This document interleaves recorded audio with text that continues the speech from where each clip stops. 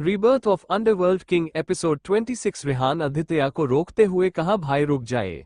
उसकी बात सुनकर आदित्य अपनी जगह पर खड़ा हो जाता है और रेहान की तरफ घूम कर देखता है। रेहान उसके पास आता है। उसने कहा, क्यों भाई, आपको क्या प्रॉब्लम है दिया से? प्रॉब्लम है रेहान, प्रॉब्लम है।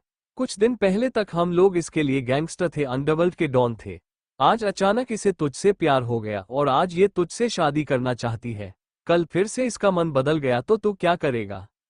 भूल गया इसने मेरे और काशवी के बीच कितनी मिसअंडरस्टैंडिंग क्रिएट करने की कोशिश की। तू भले ही भूल गया हो लेकिन मैं नहीं भूला हूं। इतनी अपनी सोच की वजह से मेरा काशवी के रिश्ते में कितना डिफरेंस ना दिया था। इसकी वजह से काशवी कितना डर गई थी। तो तू सोच, तुझे तो छोड़कर ही चली जाएगी। रेहान, बचपन में हमने अपने माँ बाप को खो दिया था। हमारी लाइफ में उनकी कमी है और अब मैं नहीं चाहता कि तुझे तेरे लाइफ पार्टनर की कमी लगे।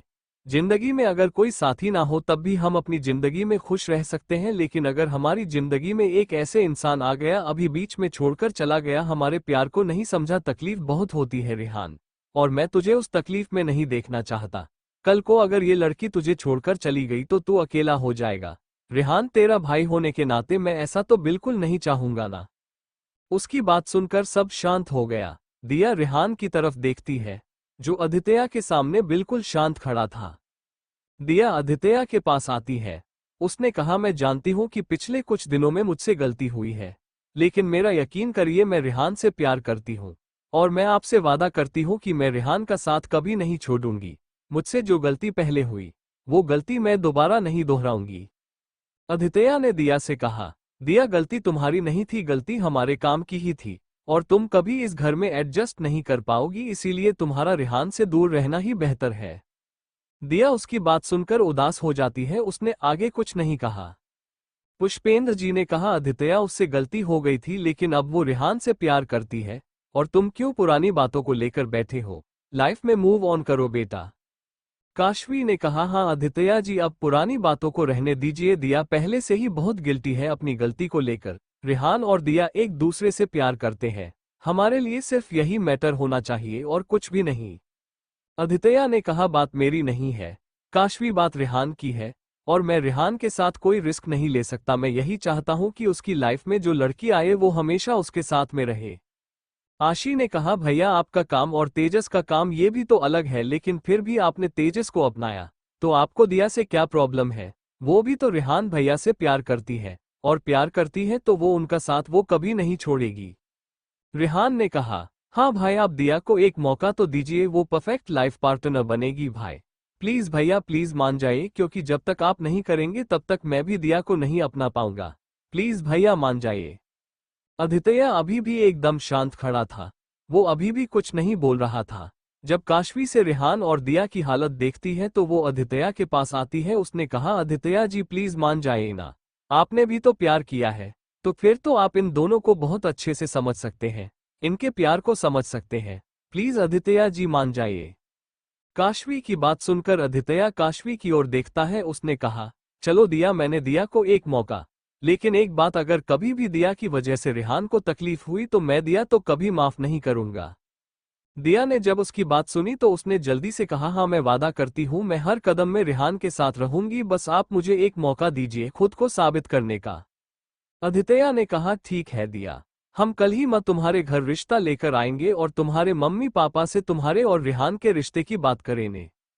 उसकी बात सुनकर सब बहुत खुश हो गए। दिया और रेहान की खुशी का तो ठिकाना ही नहीं था। पुष्पेंद्र जी ने कहा, ये हुई ना बात आयनमैन, हमें पता था तुम अपने भाई की खुशी को कभी नजरअंदाज नहीं करोगे।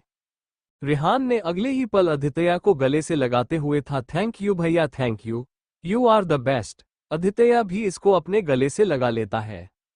आशी ने खुश होते हुए कहा, अरे वाह, ये तो बहुत अच्छी बात है, अब तो भी मान भाई की भी शादी होगी, मैं तो बहुत एंजॉय करने वाली हूँ। मुस्कान ने कहा, इसका मतलब घर में शादी होगी, यानी कि अच्छा अच्छा खाना बनेगा, अच्छा अच्छा पहनने को मिलेगा और बहुत सारे लोग आएंगे, है ना?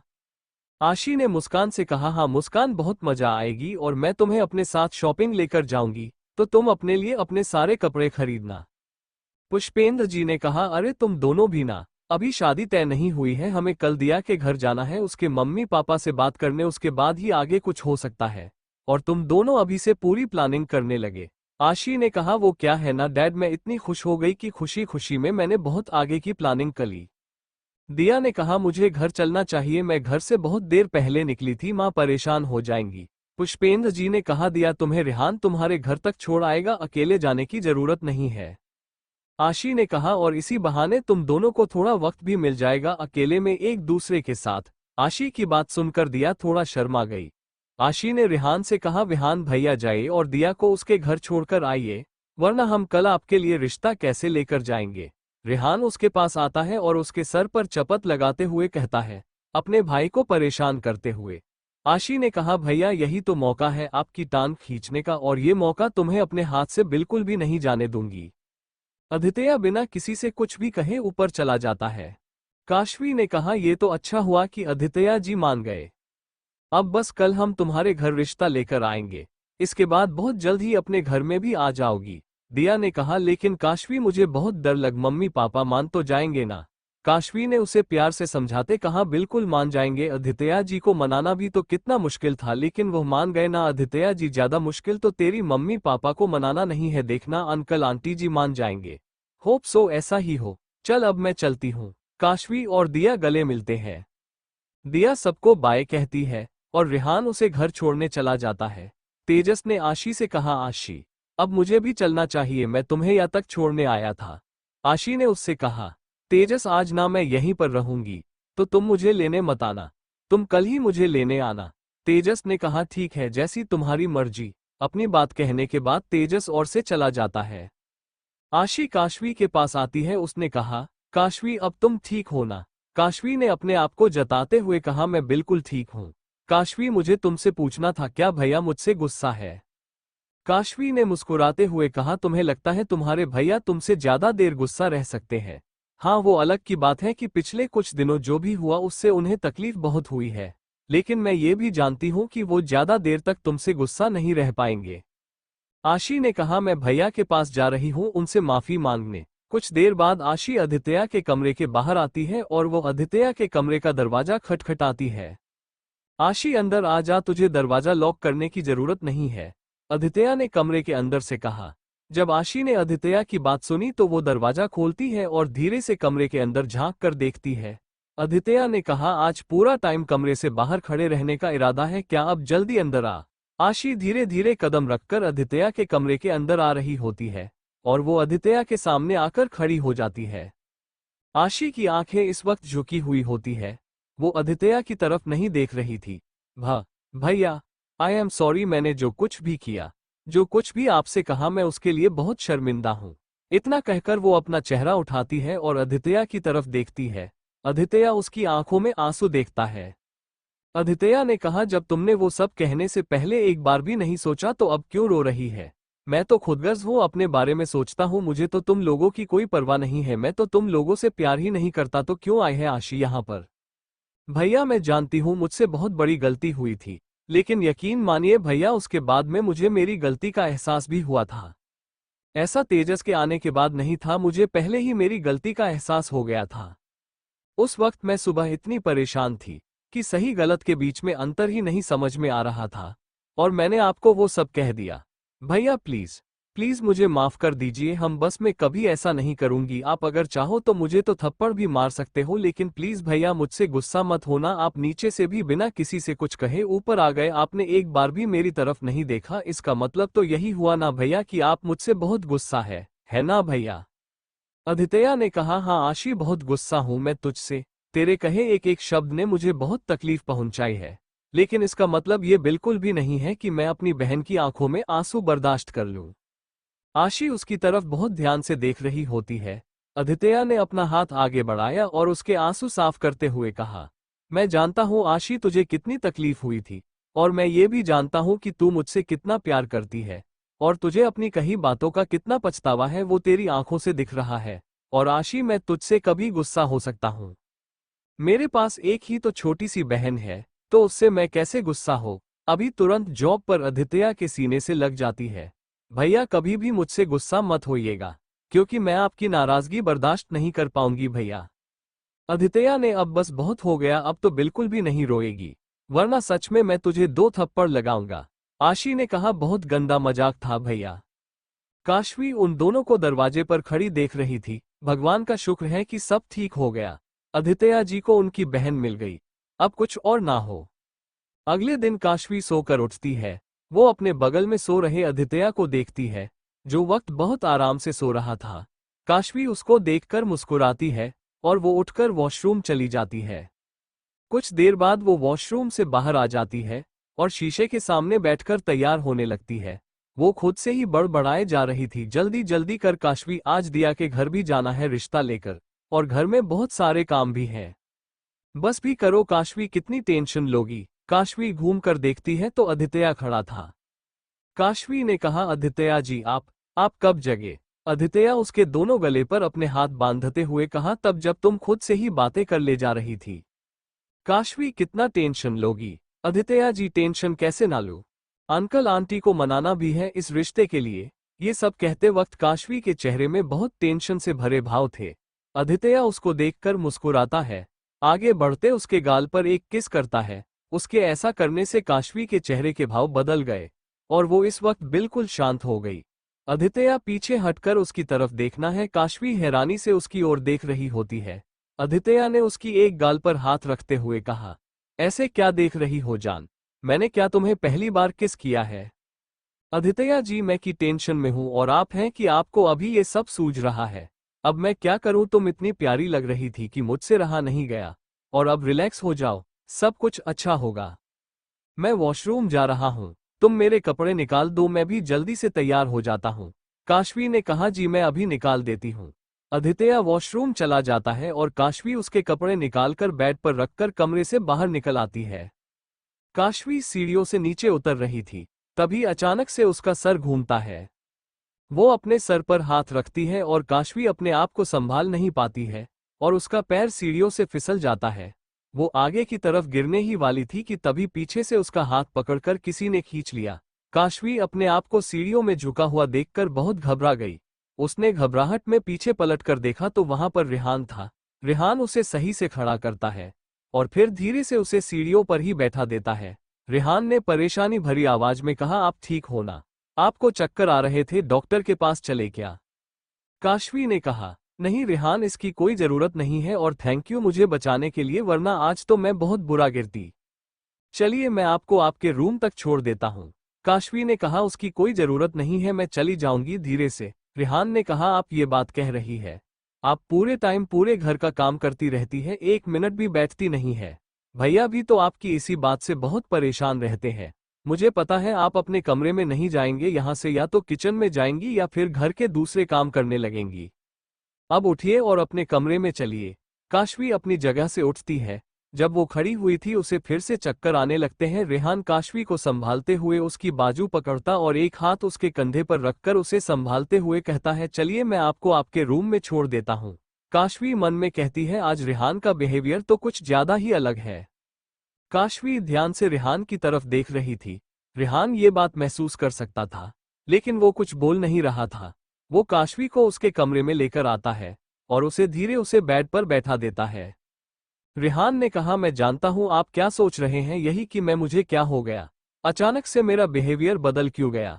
मैं जानता हूं कि शुरू शुरू में मैंने आपको बहुत परेशान किया है, हमेशा यही चाहा है आप भैया से दूर हो जाए, और मैंने आपसे बहुत बदतमीजी की, उसके लिए मैं आपसे माफी मांगना चाहता हूं।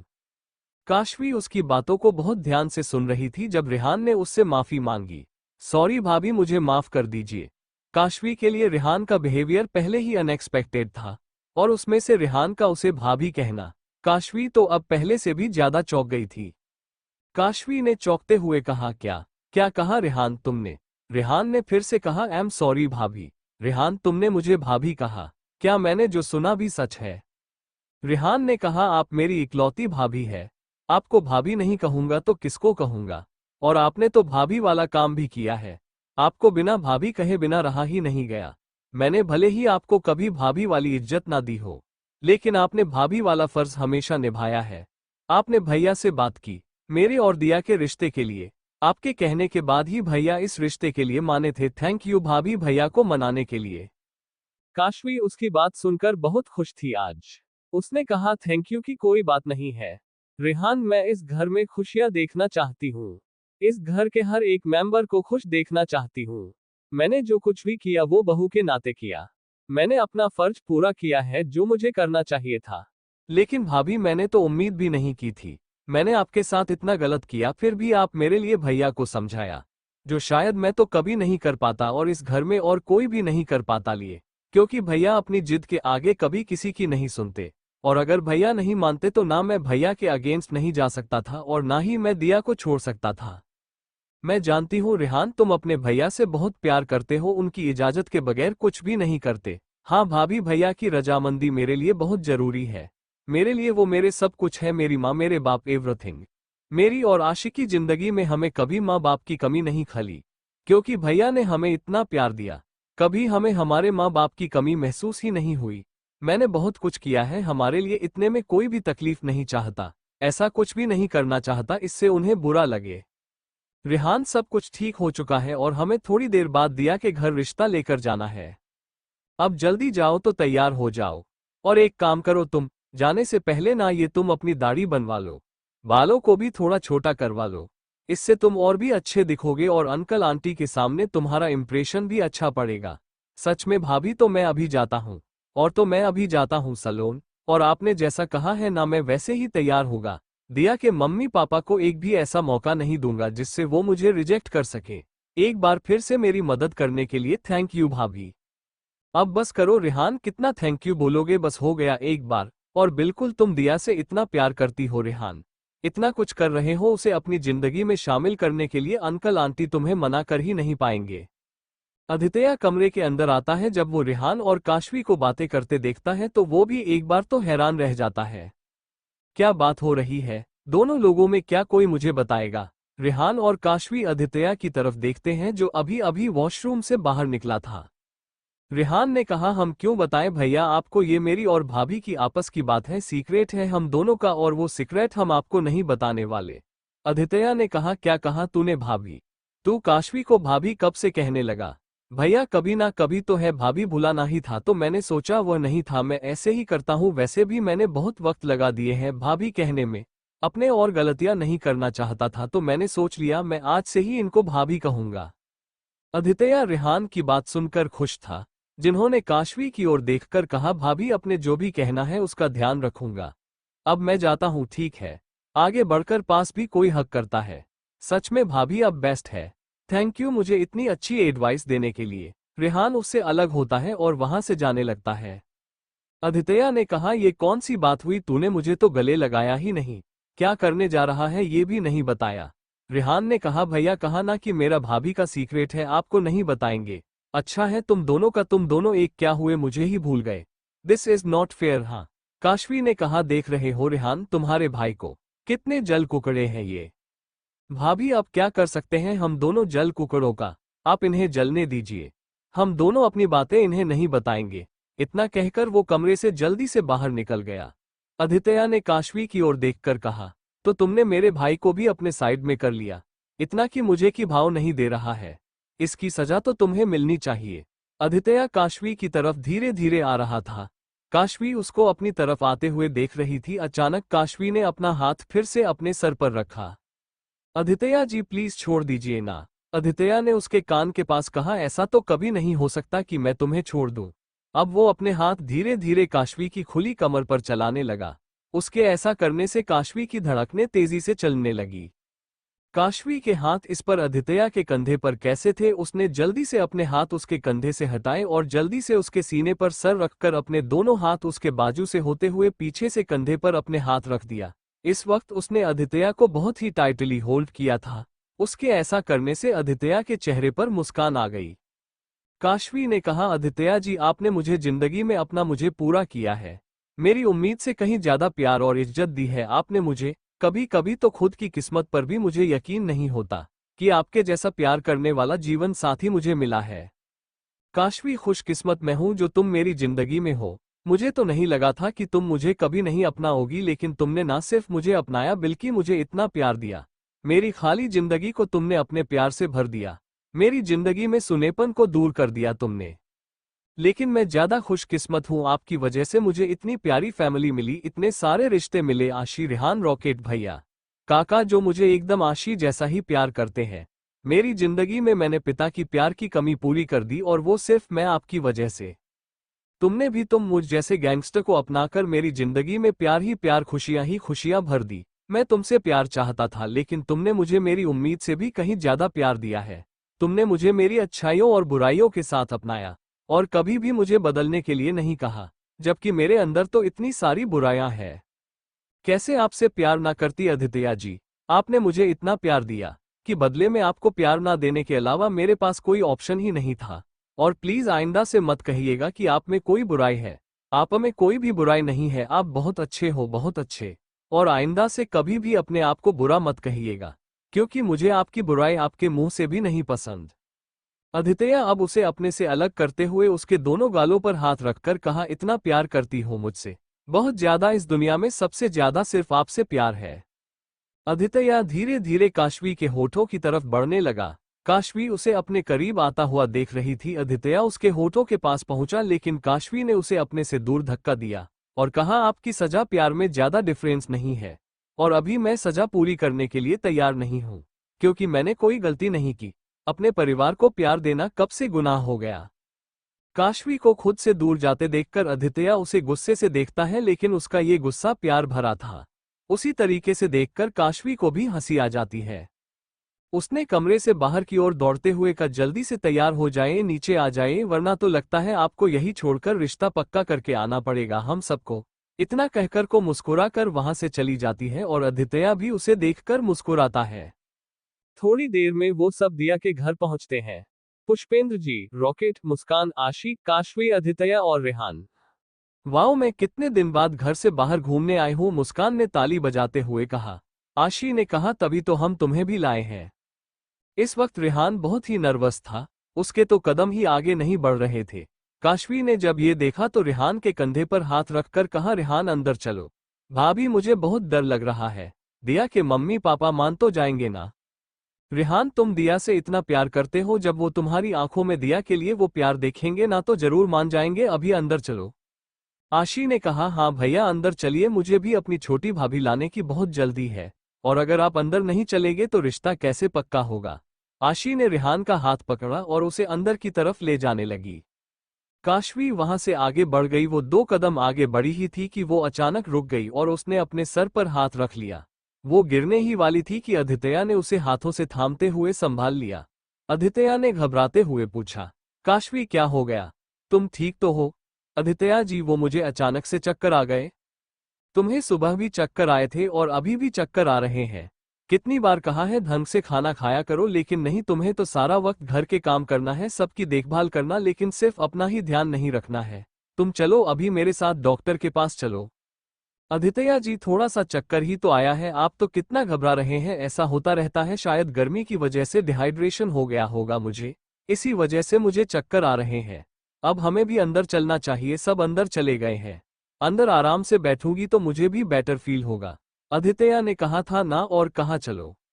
दिया के घर के अंदर पुष्पेंद्र जी आगे चल रहे थे और उनके पीछे मुस्कान, आशी, रेहान और रॉकेट चल रहे थे। दिया के मम्मी पापा इस वक्त हॉल में बैठे थे। उन्होंने जब सबको अंदर आते हुए देखा तो वो अपनी जगह से खड़े हो गए। पुष्पेंद्र जी ने उनके पास आकर कहा, नमस्ते, मेरा नाम पुष्पेंद्र राठौर है। उन्होंने भी पुष्पेंद्र जी के सामने हाथ जोड़े। पुष्पेंद्र जी ने कहा, मैं रेहान का काका हूं। उन्होंने अपने पीछे खड़े सभी लोगों को इशारा करते हुए बताया, ये मेरा बेटा रेहान, मेरी बेटी आशी और ये मुस्कान और ये रॉकेट है। उन सब ने भी दिया कि मम्मी पापा को हाथ जोड़कर नमस्ते कहा। आपको तो दिया ने बता ही दिया होगा कि दोनों बच्चे एक दूसरे को पसंद करते हैं और शादी करना चाहते हैं। मैं अपने बेटे रेहान का रिश्ता आपकी बेटी के लिए लेकर आया हूं। उनकी बात सुनकर दिया कि माता पिता एक दूसरे की तरफ देखते हैं। उन्होंने बहुत ही आदर से कहा, आइए बैठिए। तब तक में काशवी और अदित्य भी अंदर आ जाते हैं। मीता जी, जो कि दिया की माँ है, वो काशवी को देखकर अपनी जगह से उठ जाती है। अरे का काशवी बेटा, तुम आ गई। काशवी ने उन्हें देखकर कहा, नमस्ते आंटी। दिया के पिता का नाम ब्रिजेश है, वो उनसे भी कहती है, नमस्ते अंकल, आप दोनों कैसे हैं। ब्रिजेश जी ने कहा, हम दोनों बहुत ही अच्छे हैं, तुम बताओ तुम कैसी हो बेटा। मैं भी बिल्कुल ठीक हूँ अंकल। मीता जी ने कहा, और बेटा बेटा अदित्य का बेटा, तुम अभी बैठो। अदित्य और काशवी आकर एक एक सोफे पर बैठ जाती है। ब्रिजेश जी ने कहा, हमें दिया ने बताया था कि वो आपके बेटे रिहान को पसंद करती है, और हम तो जानते ही हैं काशवी आपके घर में कितनी खुश है। हमें तो खुशी होगी कि हमारी बेटी की शादी आपके घर में हो रही है और हमारी बेटी दुल्हन बनकर आपके घर जा रही है। मीता जी के मुंह से ऐसी बातें सुनकर रिहान के चेहरे पर जो कुछ देर पहले परेशानी की भाव थे वो अब खुशी की भाव में बदल गए। काशवी ने कहा, अरे आंटी, मेरी होने वाली देवरानी को तो लेकर आइए। मीता जी ने कहा, अभी लेकर आती हूँ उसे। कुछ देर बाद मीता जी दिया को बाहर लेकर आती है। दिया ने इस वक्त लाइट पिंक कलर कर चूड़ीदार सूट पहना था और उसका दुपट्टा एक तरफ डाला था और बहुत ही लाइट मेकअप किया था। इस वक्त को बहुत ही सुंदर लग रही थी। रिहान जब दिया को देखता है तो देखता ही रह जाता है। वो उस पर सबने नजर ही नहीं हटा रहा था। आशी रिहान को ऐसे देखकर मुस्कुराती है और उसके कान में कहती है, भैया अब बस भी कीजिए, कितना देखेंगे, भाभी को पहली बार थोड़ी ना देख रहे हैं। उसकी बात सुनकर रिहान अपना चेहरा दूसरी तरफ कर लेता है। दिया रिहान को इधर उधर देखता हुआ देखती है तो मन में कहती है, इसको क्या हुआ, कल तक तो मेरे घर के चक्कर काटता था जब तक हाँ नहीं बोली थी, और आज जब रिश्ता तय होने जा रहा है हमारा तो ये इधर उधर नजरें कर रहा है। अभी से इसके ये हाल है तो शादी के बाद क्या करेगा। दिया रिहान की तरफ गुस्से से देख रही थी। काशवी और आशी भी दिया की तरफ देख रही थी। उसके चेहरे पर गुस्सा देखकर काशवी मन में कहती है कि दिया को क्या हो गया, ऐसे गुस्से से रिहान को क्यों देख रही है। आशी ने रिहान से कहा, भैया आपने ऐसी कौन सी गलती की है जो भाभी आपको इस तरीके से घूर रही है। रिहान दिया की तरफ देखता है जो सच में उसकी तरफ गुस्से से देख रही थी। मुझे भी नहीं पता यह इतनी गुस्से में क्यों है, मैंने तो कुछ भी नहीं किया। रिहान ने अपनी आईब्रो ऊपर करके पूछा, क्या हुआ। दिया फोन में मैसेज टाइप करती है, तुम मुझसे देख क्यों नहीं रहे हो, मैं अच्छी नहीं लग रही क्या। रिहान के पास मैसेज पहुंचता है। वो फोन निकालकर मैसेज देखता है और मैसेज पढ़ता है। उसके बगल में बैठी आशी ने भी वो मैसेज पढ़ लिया। उसने मुस्कुराते हुए कहा, हाँ भैया बताइए, आप क्यों नहीं देख रहे हैं उसकी तरफ। आशी की बात सुनकर रिहान उसे घूर कर देता है। हद है, अब मैं उसको देखता हूं तो ये आशी मुझे चिढ़ाती है और नहीं देखता हूं तो ये दिया गुस्सा हो जाती है। अरे मैं करूं तो क्या करूं, और अगर इसको नहीं समझ आया तो आज ही रिश्ता तोड़ देगी ये। दिया फिर मैसेज भेजती है, तुम रुको, तुम्हें तो देख लूंगी, बहुत भाव बढ़ गए हैं तुम्हारे, 1 मिनट में ठीक कर दूंगी तुमसे तो मैं। रिहान एक बार फिर उसका मैसेज पढ़कर हैरानी उसे देखने लगा। सब कुछ देर बातें करते हैं और दोनों परिवार मिलकर रिहान और दिया रिश्ता तय कर लेते हैं। वो सब दिया के घर से बाहर आते हैं, अपनी गाड़ी में जाकर बैठ जाते हैं और घर की तरफ निकल जाते हैं। काशवी ने कहा, आदित्य जी वहां सब कितना अच्छा हो गया ना, आज रिहान कितना खुश था आज। हम आदित्य ने बस इतना ही कहा। काशवी ने देखा कि वो घर की तरफ नहीं जा रहे हैं। आदित्य जी ये हमारे घर का रास्ता तो नहीं है, हम कहाँ जा रहे हैं। हम डॉक्टर के पास जा रहे हैं। तुम अपने आप को लेकर लापरवाह हो सकती हो लेकिन मैं तुम्हें लेकर बिल्कुल भी लापरवाही नहीं कर सकता। तुम्हारी तबीयत ठीक नहीं है इसीलिए हम डॉक्टर के पास जा रहे हैं। आदित्य जी इसकी क्या जरूरत है, मैं मेडिसिन ले लूंगी फिर ठीक हो जाऊंगी। आदित्य ने इस बार कड़क आवाज में कहा। काशवी बिना डॉक्टर की एडवाइस के ज्यादा मेडिसिन लेना भी हार्मफुल हो सकता है। सुबह से 2 बार चक्कर आ चुके हैं, इसीलिए अब तुम सिर्फ मेरी बात मानोगी और मेरे साथ डॉक्टर के पास चलोगी, और अब मुझे कोई भी आर्ग्यूमेंट नहीं चाहिए। उसकी इस तरीके की आवाज सुनकर पास भी डर गई, इसलिए उसने भी आगे कुछ नहीं कहा, शांति से बैठी रही। कुछ देर बाद वो हॉस्पिटल पहुंचते हैं।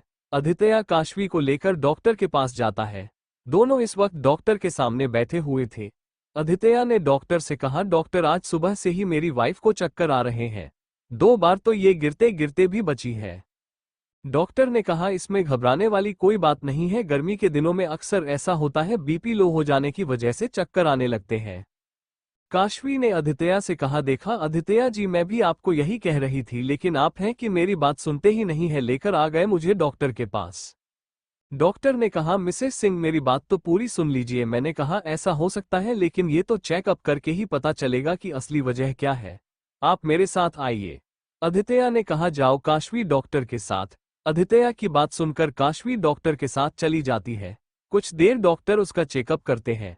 काशवी वापस आकर आदित्य के पास आकर बैठ जाती है। डॉक्टर वापस आकर अपनी जगह पर बैठते हैं। उन्होंने कहा, मिस्टर सिंह मैंने मिसेज सिंह का चेकअप किया, अभी के लिए मैंने कुछ मेडिसिन लिख कर दे रहा हूं। मैंने मिसेज सिंह के ब्लड के सैंपल ले लिए हैं, कल तक ब्लड रिपोर्ट आ जाएगी। कहीं मैं आपको कंफर्म बता पाऊंगा कि इन्हें हुआ क्या है। तब तक के लिए आप इनकी खाने पीने का ध्यान रखिए। अदित्य कहा, ओके डॉक्टर, मैं ध्यान रखूंगा। और आप ब्लड रिपोर्ट मेरे घर पर ही भेज दीजिएगा। ओके डॉक्टर ने कहा। अदित्य और काशवी वहां से उठकर हॉस्पिटल के बाहर आ जाते हैं। अदित्य ड्राइविंग सीट पर बैठता है और काशवी को ड्राइवर सीट पर। अदित्य कार ड्राइव कर रहा था, तभी काशवी अपना सर अदित्य के कंधे पर रख देती है। अदित्य जी, आप कितना गुस्सा करते हैं मुझ पर, इतनी छोटी सी बात पर आपने मुझे डांटा। तुम मुझे गुस्सा दिला देती हो तो मैं क्या करूं, कितनी बार कहा है अपना ख्याल रखा करो। और वो मेरा गुस्सा नहीं, मेरी फिक्र थी तुम्हारे लिए। अच्छा ठीक है, अब तो हम डॉक्टर के पास होकर आ गए हो ना। अपने तो अपने मन की भी कर रही ली। अब तो आप गुस्सा नहीं है। मैं अभी भी तुम पे गुस्सा हूं, वो तो मैं अपनी जिद करके तुम्हें लेकर गया, वरना तुम कहाँ जाने वाली थी, डॉक्टर के पास। ओफो, आपने तो जैसा ठान लिया है कि मुझसे गुस्सा ही रहेंगे, बोल तो रही हूं सॉरी आपसे, मैं अपना ख्याल रखना। ओके, अपना गुस्सा छोड़िए। बिल्कुल भी नहीं, हर बार तुम ऐसे ही करती हो, लेकिन इस बार में बिल्कुल भी मैं तुम्हारी बात नहीं मानने वाला। काशवी अदित्य के कंधे से अपन सर उठती है और उसके गालों की तरफ अपना चेहरा नहीं जाकर उसके गाल पर किस करती है। उसकी इस हरकत से अदित्य तो बिल्कुल ही दंग रह गया। उसने काशवी की तरफ देखकर और अपने गाल पर हाथ रखते हुए कहा, ये क्या किया तुमने। काशवी के लिए अपना मासूम सा चेहरा बनाते हुए का, अभी भी गुस्सा हो मुझसे, मुझे तो नहीं लगता कि मेरे इस स्टेप के बाद आप मुझसे गुस्सा रह सकते हैं। तुम्हारा दिमाग खराब हो गया है, मैं गाड़ी चला रहा था। तुम मेरा माइंड डाइवर्ट कर रही हो, मेरी गाड़ी से किसी का एक्सीडेंट करवाना चाहती हो। बिल्कुल भी नहीं, मैं सिर्फ गोलगप्पे खाना चाहती हूँ। मैं सिर्फ आपको मनाने की कोशिश कर रही थी। हाँ, बोल की बात है कि मेरी इस कोशिश से आप अपने आपे से बाहर हो, वो अलग की बात है। अदित्य ले सामने की तरफ देखते हुए अपनी कोल्ड आवाज में कहा, तुमने बहुत बिगड़ती जा रही हो। काशवी ने इतराते हुए कहा, क्या करूं, बिगाड़ा भी तो आपने ही है, अब जीना भी तो आपको ही पड़ेगा। अदित्य मन में कहता है, ये लड़की भी ना कभी कभी तो मुझे भी शौक कर देती है। इस वक्त सभी घर वाले फोन में एक साथ बैठे थे, सब रिहान और दिया की शादी की तैयारियों की बात कर रहे थे। तभी वहां तेजस आता है। तेजस ने अंदर आते ही आशी का नाम पुकारते हुए कहा, आशी। तेजस की आवाज सुनकर आशी दरवाजे की तरफ देखती है। तेजस अंदर आता है। अदित्य ने कहा, ऑफिसर तेजस तुम यहाँ पर, मुझे तो लगा कि अगर तुम कल हमारे घर आए थे तो आज नहीं आओगे। हाँ, मैं आशी को वापस ले जाने आया हूँ। ओह, तो ये बात है। तेजस ने आशी से कहा, चलो आशी, मैं तुम्हें लेने आया हूँ। आशी अपनी जगह से खड़ी होती है और तेजस के पास आती है। आशी ने पुष्पेंद्र जी से कहा, डैड मैं चलती हूँ। पुष्पेंद्र जी ने कहा, इतनी भी क्या जल्दी है आशी, तेजस सही मायने में पहली बार हमारे घर आया है, कल इतना कुछ हो गया कि हमें तेजस की खातिरदारी करने का भी मौका नहीं मिला। आखिरकार है तो वो इस घर का दामाद ही ना। काशवी ने कहा, हाँ तेजस थोड़ी देर रुक जाइए आप, अब तो सब ठीक हो गया है। अब आप सही मायनों में इस बार के दामाद हो गए हैं, कम से कम हमें अपनी खातिरदारी करने का मौका तो दीजिए। तेजस लेकर, अरे नहीं, उसकी कोई जरूरत नहीं है, आप लोगों को मेरे साथ फॉर्मेलिटी करने की जरूरत नहीं है। रिहान ने कहा, जरूरत है। आशी हमारी इकलौती बहन है और उसी नाते तुम इस घर के इकलौते दामाद, और अपनी बहन के पति को हम ऐसे कैसे जाने दे। तेजस ने कहा, आप लोगों के लिए मारधार के अलावा भी कोई चीज मायने रखती है, ये जानकर अच्छा लगा। लेकिन मैं एक सीबीआई ऑफिसर हूं, आप लोग कंफर्टेबल फील नहीं करेंगे मेरे साथ। अदित्य ने कहा, तुम्हारा और हमारा प्रोफेशन अपनी जगह और अपनी जगह, लेकिन हमारा रिश्ता अपनी जगह पर है। तुम ड्यूटी के वक्त सीबीआई ऑफिसर हो, लेकिन इस वक्त इस घर के दामाद ही हो। और अब तुम्हारा रिश्ता इस गैंगस्टर फैमिली से जुड़ गया है, और ना चाहते हुए भी तुम भी हमारे परिवार का हिस्सा हो। इसीलिए परिवार होने के नाते तुमसे कहा जा रहा है, थोड़ी देर रुक जाओ, वरना हमें कोई शौक भी नहीं है तुम्हारे साथ किसी भी तरीके की कोई जबरदस्ती करने का। पुष्पेंद्र जी ने कहा, पसंद तो हम भी तुम्हें नहीं करते थे पहले, लेकिन अपनी बेटी के लिए हमने तुम्हें स्वीकार किया, अपने दामाद के रूप में स्वीकार किया। लेकिन अब चीजें पहले से सुधर गई है, तो हम अपने रिश्ते अपनी जगह रखें और अपना प्रोफेशन अपनी जगह पर तो बेहतर होगा। आशी ने तुझसे कहा, मान जाओ ना तेजस, सब इतना कह रहे हैं तो। तेजस ने आशी की ओर देखकर कहा, ठीक है। काशवी ने कहा, तो फिर आप थोड़ी देर रुकिए, मैं आपके लिए कुछ अच्छा सा खाने के लिए बना कर लाती हूँ। उसने जैसे ही यह बात कही, अदित्य उसे घूर कर देखने लगा। काशवी की नजर जब अदित्य से मिली तो उसने कहा, मेरा मतलब है कि सबके साथ मिलकर आपके लिए कुछ बनाकर लगती हूँ। आप बताइए ना, आपका खाने में फेवरेट क्या है। तेजस ने कहा, आप जो भी प्यार से खिला देंगे मैं खा लूंगा। ठीक है, आप मुझे बस कुछ और घंटे दीजिए, मैं कुछ टेस्टी सा आपके लिए बनाकर लाती हूँ। कुछ दिन तो आज काशवी डाइनिंग टेबल पर खाना लगाती है। तेजस सबके साथ बैठकर खाना खाता है। खाना खाने के बाद तेजस ने पुष्पेंद्र जी से कहा, अब मैं चलता हूँ। तेजस आगे बढ़कर उनके पैर छूता है। पुष्पेंद्र जी ने भी उसकी पीठ पर हाथ से थपथपाते हुए कहा, हमेशा तरक्की करो। And Mrs Singh, thank you for the tasty dinner. सच में डिनर बहुत ही ज्यादा लाजवाब था। काशवी मुस्कुराते हुए कहा, थैंक यू। तेजस ने आगे बढ़कर आशी का हाथ थामा और कहा, चले आशी। आशी ने रेहान और आदित्य की तरफ देखकर कहा, बाय भैया। रेहान आगे बढ़कर आशी को गले से लगाता है। उसने प्यार से कहा, बाय। आशी आदित्य की तरफ देखती है, जिसने अभी तक कुछ नहीं कहा। ये देखकर आशी को बहुत अजीब लगा, लेकिन उसने ज्यादा ध्यान नहीं दिया इस बात का। तेजस आशी का हाथ थामकर आगे बढ़ गया। आदित्य ने कहा, रुक जाओ ऑफिसर। तेजस, तुम आशी को यहां से नहीं लेकर जा सकते हैं। आदित्य की बात सुनकर तेजस अपनी जगह पर रुक गया और बिल्कुल से हैरान हो गया, और बाकी सब भी उसकी बात सुनकर हैरान हो गए। आशी आदित्य की तरफ घूमती है। उसने पूछा, क्या भेजा भैया? तेजस, मुझे यहां से लेकर क्यों नहीं लेकर जा सकता है? तेजस ने गुस्सा होते हुए कहा, यह कौन सी बात हुई मिस्टर सिंह, आप भूल रहे हैं। आशी मेरी पत्नी और मुझे उसे अपने साथ ले जाने के लिए किसी की इजाजत की जरूरत नहीं है। लेकिन तुम जहां पर खड़े हो वो घर मेरा है, और आशी मेरी बहन है, इसीलिए तुम उसे नहीं लेकर जा सकते। आशी ने परेशान होते हुए कहा, लेकिन भैया अचानक से आपने क्यों मना किया? सब तो ठीक हो गया था, फिर क्यों अब आप मुझे मना कर रहे हैं तेजस के साथ जाने को? आदित्य ने आशी की तरफ देखकर कहा, अगर मैंने कहा है कि ये तुझे यहां से नहीं ले जा सकता तो इसके पीछे कोई रीजन होगा। नहीं जा सकती तो तेजस के साथ। काशवी ने कहा, आदित्य जी आपकी क्या कह रहे हैं? क्यों रोक रहे हो आप? आशी को जाने दीजिए, उसे तेजस के साथ सब कुछ तो ठीक हो गया था, फिर अब आप क्यों मना कर रहे हैं? पुष्पेंद्र जी, नेता आदित्य, सब तो ठीक हो गया था, अब क्यों तुम मना कर रहे हो? जबकि सब कुछ ठीक करने वाले तुम खुद ही हो। तुम खुद ही चाहते थे कि ये दोनों साथ रहे, और इन दोनों को मिलाने के लिए तुमने ना जाने क्या क्या नहीं किया, तो फिर अब क्यों? तेजस का गुस्सा अब उसकी हद से पार हो चुका था। उसने चिल्लाते हुए कहा, बस कीजिए मिस्टर सिंह, मैं आपको कुछ कह नहीं रहा हूं। इसका मतलब ये नहीं कि आपके मन में जो आएगा वो करते चले जाएंगे। आशी मेरी बीवी है और मैं पूरे हक से उसे यहां से लेकर जाऊंगा। तेजस आशी के पास आता है और उसका हाथ पकड़कर कहता है, चलो आशी यहां से। आदित्य ने आगे बढ़कर तेजस का हाथ पकड़ा और कहा ना, नहीं लेकर जा सकते। अभी का मतलब नहीं लेकर जा सकते। तुम्हें एक बार की बात समझ में क्यों नहीं आती है? तेजस ने कहा, मैं नहीं रुकने वाला। आशी मेरे साथ जाएगी और जाएगी, बस इसके आगे मैं भी कुछ नहीं सुनने वाला। आशी ने कहा, भैया आप ऐसे क्यों बोल रहे हैं? आपके और तेजस के बीच तो सब ठीक हो गया था ना, तो अब आप मुझे यहां से जाने से क्यों रोक रहे हैं?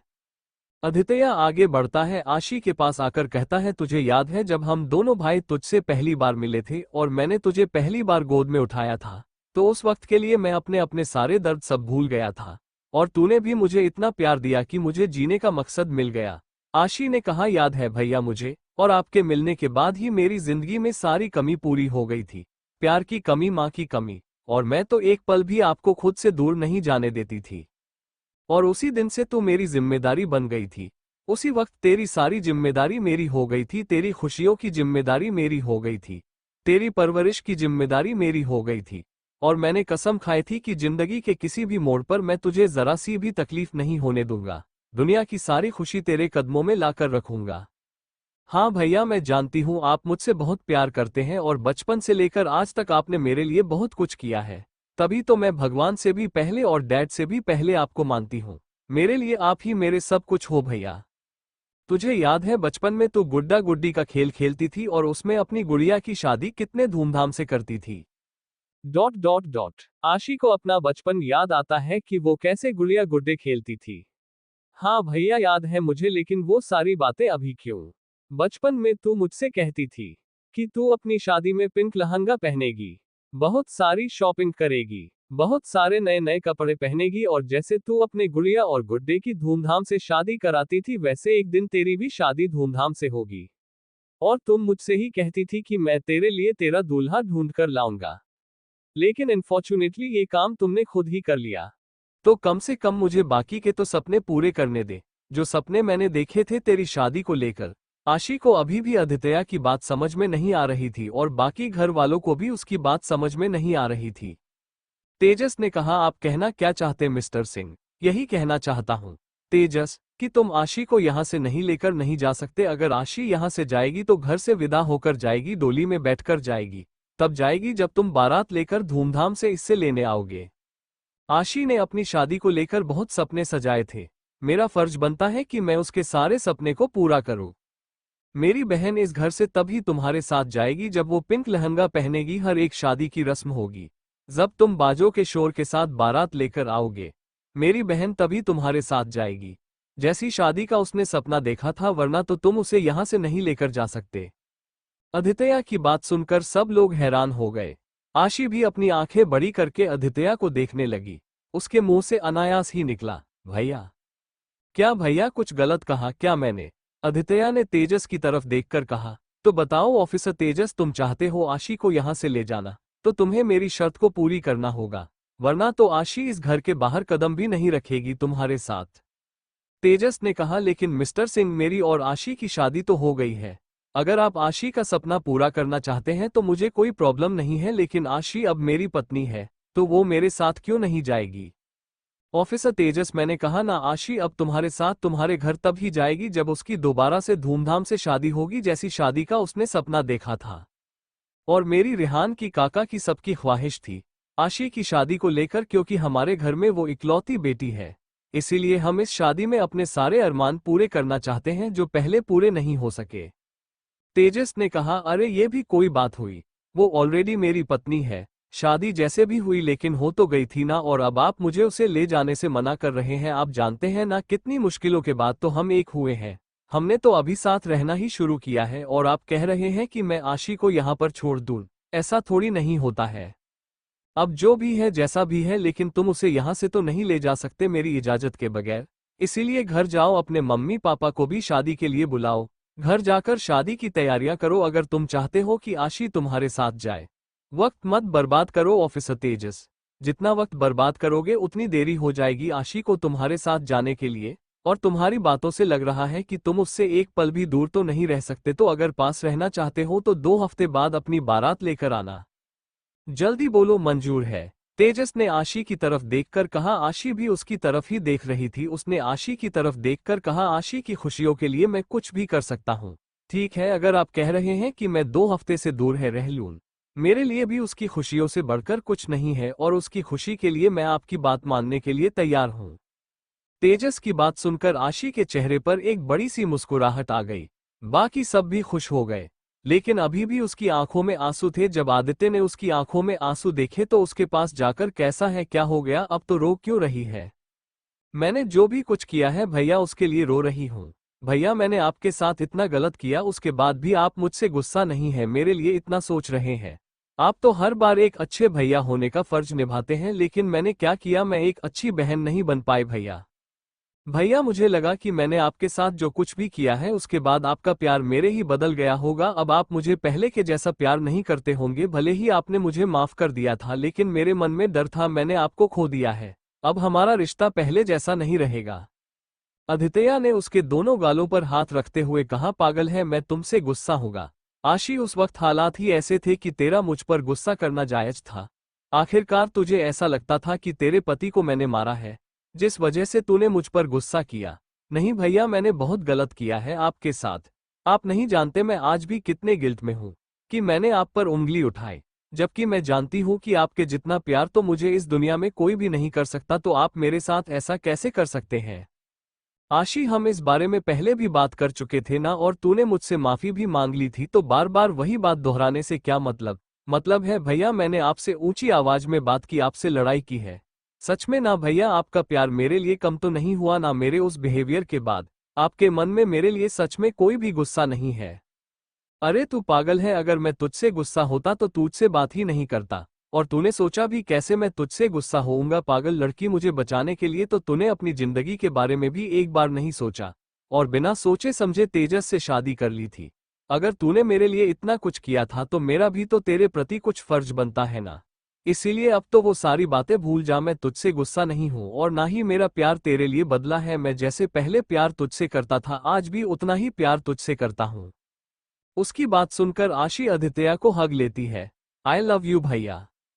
रॉकेट ने कहा, अरे बस भी कीजिए, कितने इमोशनल हो गए आप लोग, इतनी खुशी का माहौल है। घर में दो दो शादियां होने वाली है, हम सबको तो एंजॉय करना चाहिए। तेजस और आशी अभी भी एक दूसरे की तरफ ही देख रहे थे। रेहान आशी के सामने आकर खड़ा हो जाता है, जिससे तेजस आशी को नहीं देख पा रहा था। रेहान ने तेजी से कहा, अब जाओ भी यहाँ से या हमारी बहन को घूरते ही रहोगे। तेजस ने कहा, अरे कम से कम जाने से पहले मुझे उससे मिलने तो दो, देखिए मैं शादी वाली बात मान गया ना, आशी को लेकर भी नहीं जा रहा हूँ, अब कम से कम कुछ देर तो हमें अकेले दे दीजिए मिलने के लिए। रेहान पीछे मुड़कर आशी की तरफ देखता है, जो बहुत ही चुपचाप से खड़ी थी। उसका चेहरा बहुत उदास हो गया था। उसने उदास होते हुए कहा, प्लीज ना भैया, मिलने दीजिए ना। उसका इस तरीके का चेहरा देखकर रेहान को हंसी आ जाती है और वो जोर जोर से हंसने लगता है।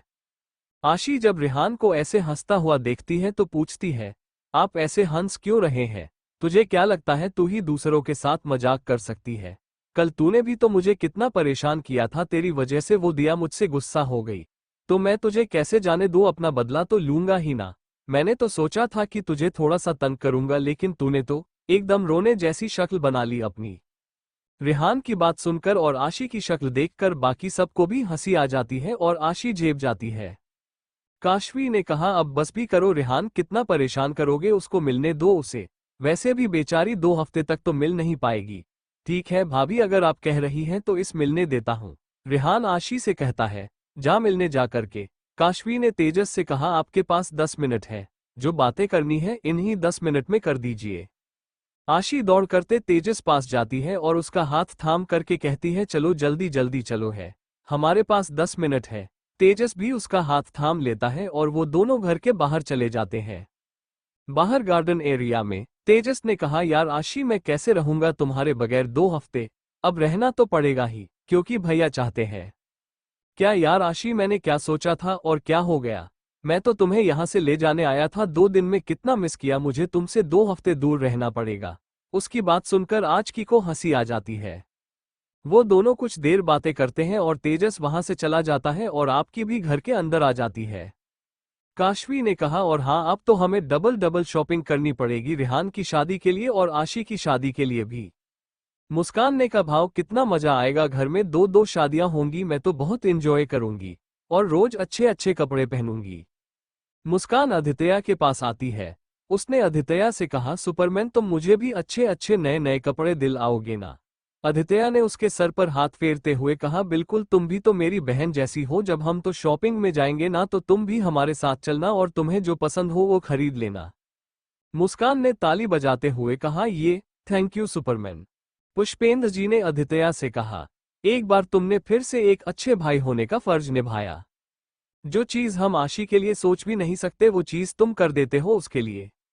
तभी तो इसमें कोई शक नहीं कि वो सबसे ज्यादा तुमसे क्यों प्यार करती है। जब हम तुम्हें घर लाए थे तब तो हमने सोचा भी नहीं था कि तुम आशी के लिए उसके पिता से बढ़कर हो जाओगे, उसकी माँ का फर्ज भी निभाओगे। हमसे भी ज्यादा तुम मुझसे प्यार दोगे। तुम्हें पता है, अंडरवर्ल्ड में तो हम भी कभी राज करते थे, लेकिन सच बताएं तो मन में हमेशा अपने परिवार को लेकर एक डर रहता था, क्योंकि आशी के अलावा हमारे पास तो कोई और रिश्ता था ही नहीं।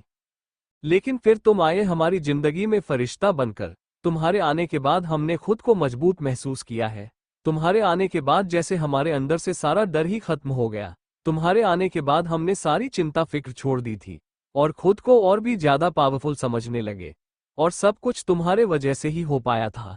तुम्हारी वजह से हमारे दुश्मन हमारे पास आने से भी डरते थे, हमें कुछ करने से डरते थे। तुम्हारे आने के बाद हमें आशी के लिए कभी डर नहीं रहा। तुमने अपनी एक अलग पहचान बनाई, अपने आप को इतना काबिल बनाया, अपना नाम इंडिया में ही नहीं पूरे एशिया में बनाया और देश में स्वर्ग में भी अपना नाम बनाया। ये कोई छोटी बात नहीं थी आदित्य काका, आपने भी तो मुझे अपना बेटा माना था ना, मेरी मदद की मेरे माँ बाप के कातिलों को उनके अंजाम तक पहुंचाने में। तो ऐसे कैसे कोई आपको नुकसान पहुंचा सकता था? मेरे होते हुए मेरे परिवार के किसी भी सदस्य को कोई आंख उठाकर भी नहीं देख सकता, इसमें तो कोई शक नहीं है आयरन मैन। आशी ने कहा, अब बस भी कीजिए भैया, चलिए ना, हमें शॉपिंग में चलना है और मैं ना आपके साथ ही शॉपिंग में जाऊंगी। आदित्य ने कहा, हाँ चल। कुछ देर बाद सब शॉपिंग के लिए निकल जाते हैं। Thank you for listening. मुझे उम्मीद है आपको ये स्टोरी पसंद आई होगी। अगर आपको पसंद आई है तो प्लीज लाइक और कमेंट करना ना भूलें और मोर स्टोरीज के लिए सब्सक्राइब करें। मिलते हैं नेक्स्ट वीडियो में।